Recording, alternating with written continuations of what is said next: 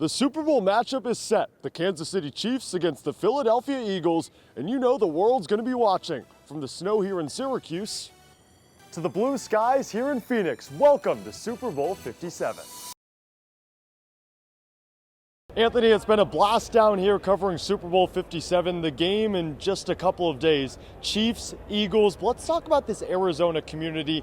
Last hosted a Super Bowl in 2015, so how would they respond? They have it here in 2023. I took a trip down the streets of Arizona, and what did I see beyond the fanfare? Colors, vibrance, posters, banners, murals representing not just the community, but also what I learned was the first ever Indigenous woman to collab with the NFL. She painted it, she created all of the art, and I'll have more on that. Lucinda Hinojos and her story at Newhouse Sports on Twitter, Instagram. You can check us out on YouTube as well. Reporting in Phoenix, Cameron Ezeir. Anthony, back to you.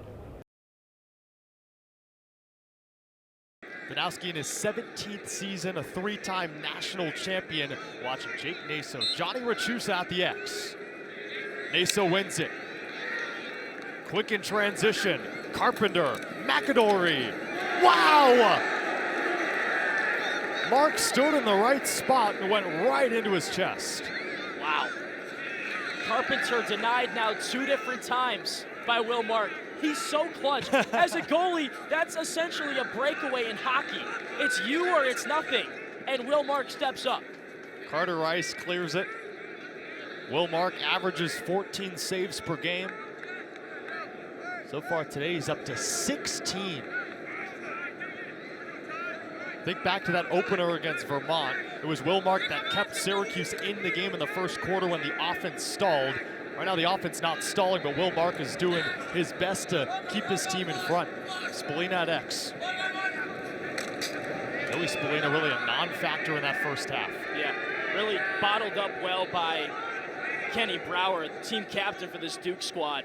Great on-ball defense in that first half, so Spallina hasn't had much opportunity to make an impact. First on a shorty, gets rid of it, it's rifled in! Hat-trick time for Jackson Birtwistle.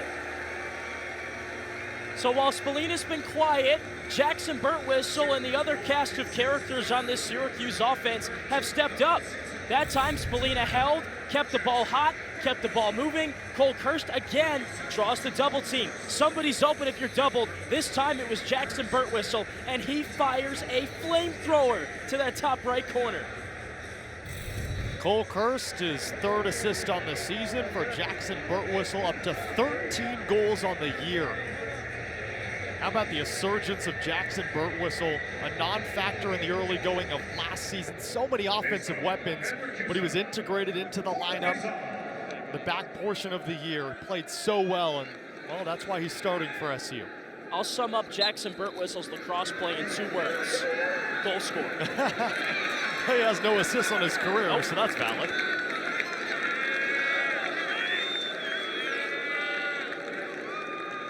Birtwistle an injury in the fall, but he returned just in time for preseason play.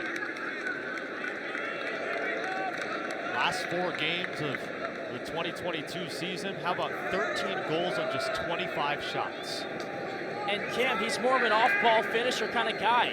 He wasn't afforded the luxury to do that kind of a role in this offense last year. He had to be the guy.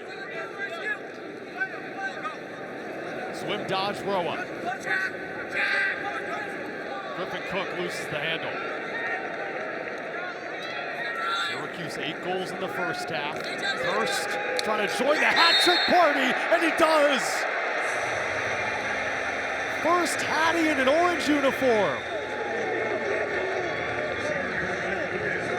This guy's a bowling ball. You can't stop him. He's so slippery, he'll roll right off you as well. He's a body dodger, he's got excellent hips, and he plays physical. 6'2", 210 pounds, right in your face, Wilson Stevenson. He likes to play physical as well, but Cole Kirst gets the angle, gets to his strong right hand, gets top side. You can't allow that as a defender, and he finds the far pipe. Comes from a long lacrosse lineage. His brothers Connor and Colin, they play at Rutgers. His brother CJ plays at Cornell.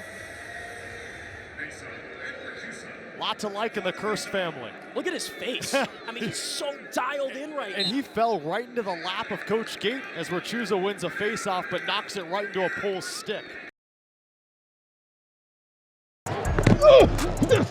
During the regular season, the Chiefs' offensive line allowed the third fewest sacks in the NFL, thanks large in part to left tackle Orlando Brown Jr., who only surrendered 4. And it makes sense. Just 5 seasons into his career, Brown's resume reads success and gifted from top to bottom.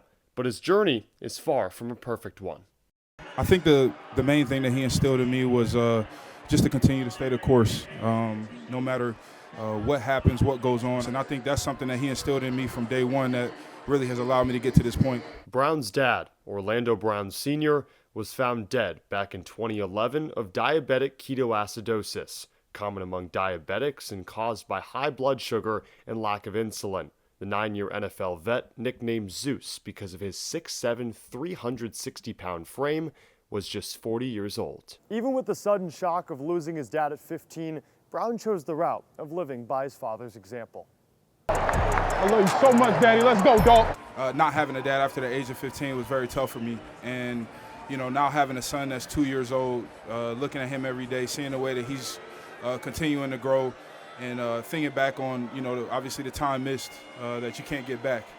And, man, it's so beautiful to be a father. Man, I mean, Orlando is, such an incredible individual, outside of football. And then you get him inside the locker room, and he's just a, incredible personality. Go, man. Hey, play for each other. A guy that truly has a special sort of energy. Especially OB, man. He works hard at his craft, man. Every single day. I've been watching him ever since I got here. He's one of the guys that kind of brought me underneath the wing. His dad paved the way for him, and he's paving his own path, his own future. What's amazing is that his son, they call him Butter, so cute, man. And I can't wait to see him grow up. I hope to instill, mental toughness. I hope to instill joy and, someone that is, super motivated from within, that's very confident in who he is, and, really making sure he doesn't make the same mistakes I did. Cameron Ezeir. Oh, let's go. Newhouse Sports. Down by 3, 5:36 to play. Judah Mintz, 13 points. Gerard, 15 after he got out of the gates really hot with 12 early on in the first half. Chris Bell, 15 points. Referee says common foul, so Judah Mintz practices his free throws and adjusts his Invisalign on the top part of his teeth. Heads to the free throw line to shoot a pair. Judah Mintz, 74% from the line. He's 1 of 2, actually hasn't shot a free throw today. He's 1 of 2 from 3, but without a free throw today. This is Syracuse's second free throw of the day, and he knocks it through. That's free throw attempt 110 on the season for Mintz. To put that into perspective, Buddy Boeheim last year 112. So he's nearing that as a freshman. Knocks down the second. 1-point ball game. Judah Mintz, Chris Bell, and Joe Girard all tied with the team lead, 15 points. 62-61 Carolina, 5:30 to play. Nantz over his head, throws it away at the free throw line. Judah Mintz drives down the lane, lays it up and in, but it's called a charge.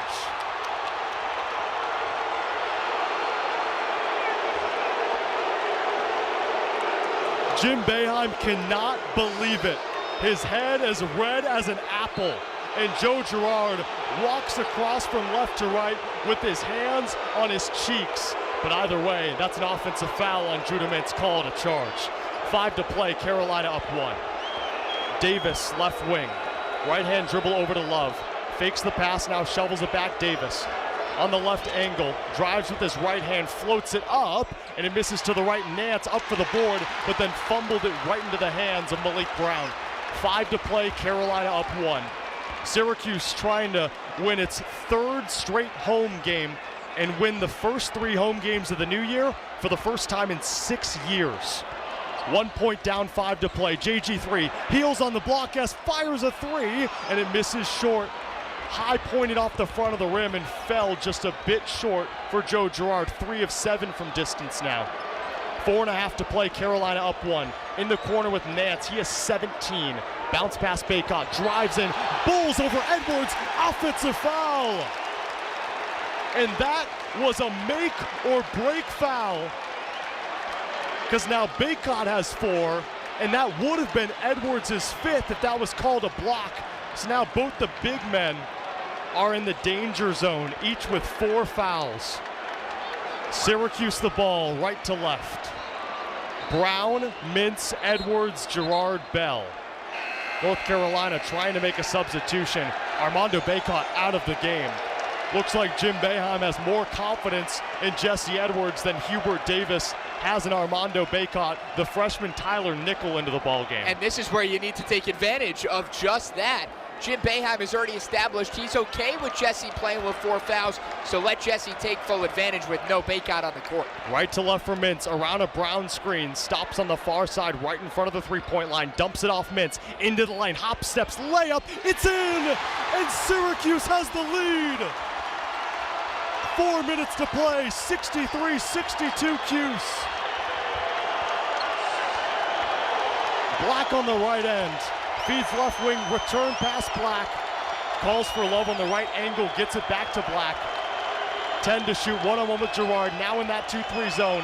Nantz, charity stripe, fake, spins, lefty block and lays it in. Wow, Pete Nantz, a team-high 19 points.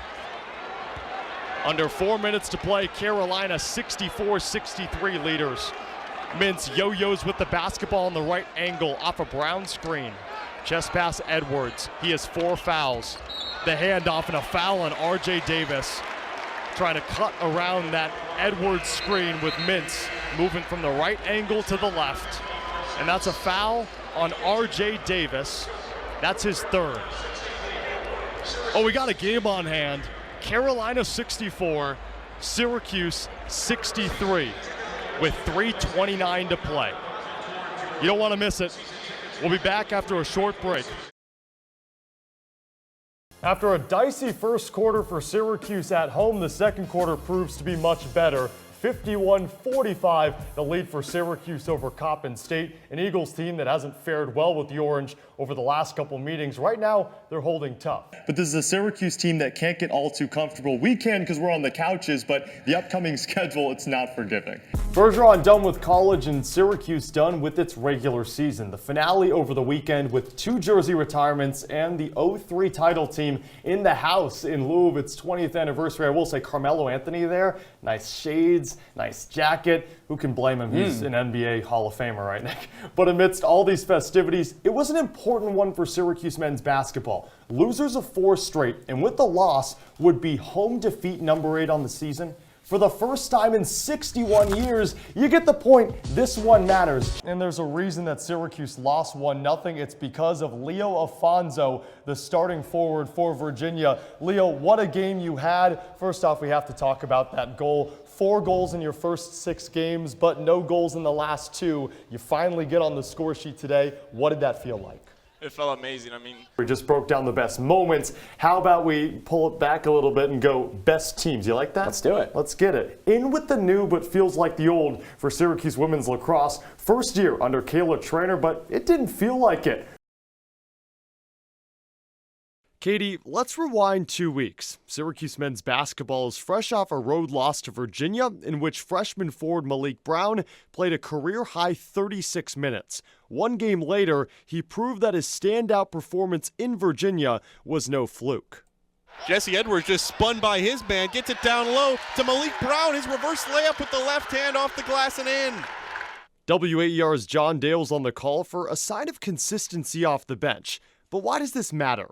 Well, that game was against Virginia Tech in the beginning of Brown's 6-game stretch of averaging 27 minutes per contest and scoring in double figures in 4 of those 6. The Hokies are up next for the Cuse, who could really use a bounce-back game from its 6th man. The former 3-star recruit scored only 2 points in Tuesday's loss against North Carolina, playing just 20 minutes. Time to see if Brown's 11 points in SU's first meeting with Va-Tech carries over as a further sign of consistency in the Orange's second date with the Hokies tomorrow. Game time is at 7 with McClurg Team Countdown to Tip-Off off and running at 6:30 here on WAER.